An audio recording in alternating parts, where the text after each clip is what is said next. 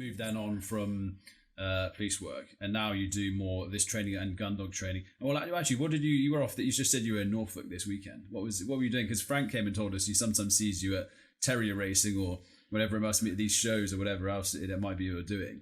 Obviously, Frank was on last week, so can you explain a bit more of this?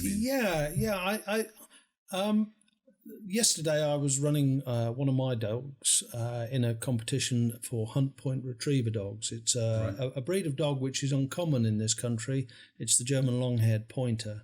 Mm-hmm. And there's a small band of us around the country who still work and train these dogs and compete with them. And this was a competition run under Kennel Club rules to determine dogs' ability and performance in a competitive environment, simulating it is actually a real shooting environment. So the dogs are expected to systematically hunt ground to find game, pheasants, partridges, hares that are on the ground.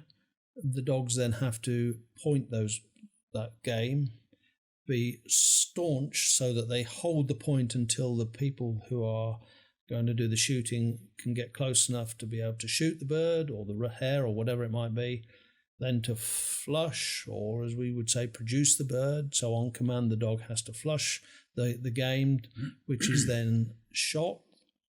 Hopefully. The dog has to remain steady so it doesn't chase the shot game or chase after the game when it's flushed, so it doesn't get shot itself, and then retrieve the game that has been shot tenderly to hand to the handler. And it's, from my perspective, it's a big ask for any dog to do, because we are controlling a lot of natural inclinations within the dog. And for a sport, it's one of the few things I do in a competitive world now. But there's lots of other gun dog competitions for not only with live game, but also tests where... So, but you said you've got the 7 dogs. They're not all this... No. I have 3 Cocker Spaniels that I work, and those work on mainly driven shoots where they're retrieving game that's been shot.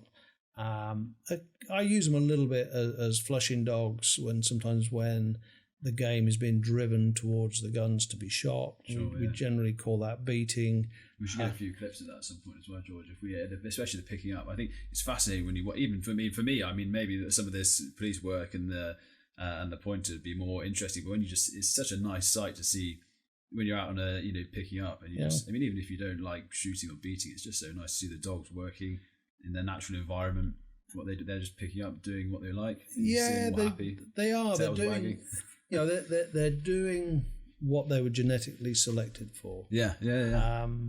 And dogs, that doesn't matter what they're doing, if they're doing something which predisposes them from their genetic selection, they're generally happy. Dogs that go out on shoots spend most of their life not doing it. True. They're most of the time they're at home, they're pets, they're in the kennel, whatever they're doing. So for them, it's a highlight. And they love it, and they will give, and particularly spaniels, which will work until they almost fall over, because they're just so hardwired into their genetics to do it.